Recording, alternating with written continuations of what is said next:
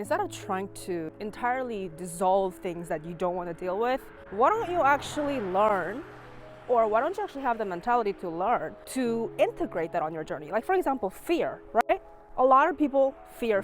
A lot of people entirely just vilify this concept of fear. I mean, fear is a real emotion, right? It's a learned response, to be honest, because no one is born fearful, right? But you learn to be fearful because of conditioning, your environment, your life experiences, what was taught to you, right? So fear is learned. It's not natural to you. However, because we learn things and we adapt to things, if these things are inevitably in your life because of circumstances that were not in your control, then why not, as you become more conscious, as you become more aware, right? As you become more sovereign, or rather like you are aware of your sovereignty, why don't you learn to integrate that? Not in the sense of like making it important, but just accepting the fact that it's part of life and it's gonna be part of your emotions, it's gonna be part of your reflexes, it's gonna be part of your feelings. Instead of just trying to completely eradicate that, or instead of stalling yourself until you get over fear, why don't you just learn to do it anyway?